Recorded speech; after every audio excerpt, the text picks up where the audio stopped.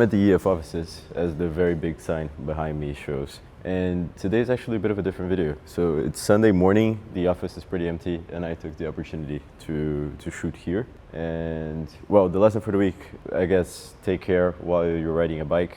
I fell from a Bay Wheels e-bike and it got a pretty nasty cut on my hand. I needed to get some stitches. But not really a lesson, but more of a realization that I had is that content for content's sake, as in making videos or posting just for the sake of doing so, is pointless, and that stories are what matter. And you can try to post content all you want, but if you're not intentional with the story that you're telling, there's a pretty big chance that you're not going to succeed in it. And just to give you a little bit of context, I've been working with content creation professionally for the past 7 years. I've worked with clients at the start that got 100 views, 1,000 views, and not a lot of engagement or connection. And I've worked with clients that got millions of views in the videos that we produced and got hundreds, or if not thousands, of leads per video that they posted. And during this period of learning, observing like my most successful clients and the one that didn't encounter as much success, I actually noticed a few key differences. The two most important of which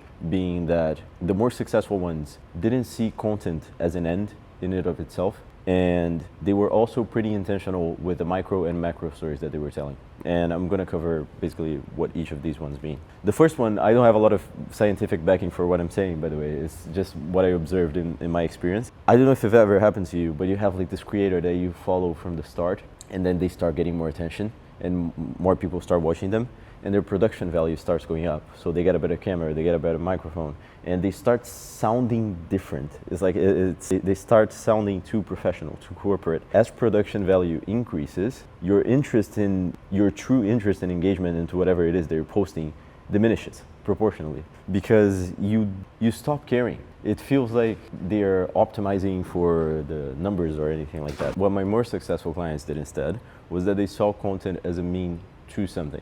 So as a mean to connect with the audience that they care about, as a mean to share the story that they're working on. And that's a good segue into the second point actually, which is that you're always telling a story whether you want it or not.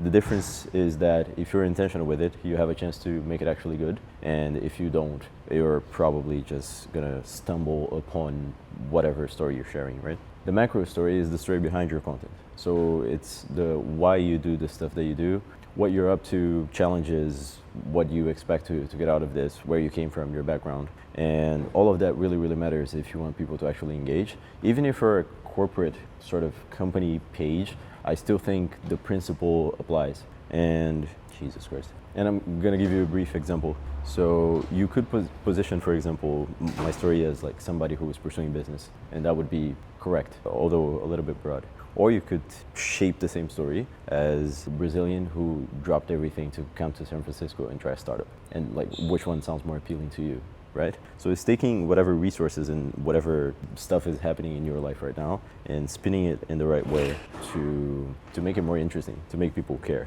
Why you watch Hormozy's content and you actually find it valuable. It's not necessarily because of what he's saying in the video itself, but more so because he has like a decade of experience and he sold 3 businesses for like 50 million each. So you actually listen to what he has to say. The principles of storytelling have been around for ages. They were already present much before videos. They were already present much before like written language, actually. People shared stuff like one generation to another. That's how stories were passed. And the people that I saw applying those principles to video usually had a lot more success. So that's the macro story. It's the background. It's the reason people care. It's like, in your micro story are basically what's happening in each video. There's like a smaller version, like little abstractions of the big story, the big painting that you have. And for example, for me, that could be starting a video talking about the little bike accident that I had.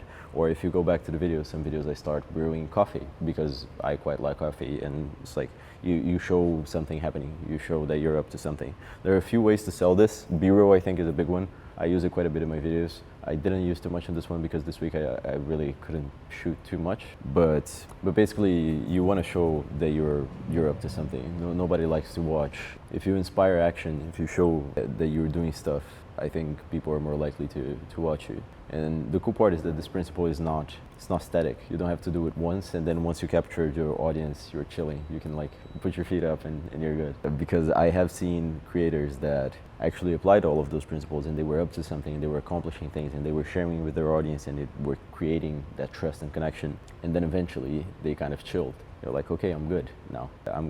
I don't have these ambitions anymore or whatever. I'm just gonna stop here and sell you a course or whatever. And almost invariably in those cases, those people lost quite a bit of their absolute numbers of audience, but most importantly, the goodwill of the audience that they had already developed, because the people that are there to watch them doing something. So yeah, I'm not too sure about the solution of that. I'm gonna see when I actually get to that point. But I've been reflecting on what matters to make content good, because it's basically what we're trying to accomplish with our company. We're trying to make more people make more content. And it's also the reason why our company is called Odyssey, by the way. It comes from Odyssey, the adventure, the story, because we believe that good content at its core always has elements of storytelling, and we're trying to enable more people to share theirs. So yeah, if that sounds interesting to you at all, by the way, just sign up. The link is down below, and yeah, put more stories in your videos, I guess. I will see you on the next one. This office is so cool. Check it out. It's very empty today as well. Bye.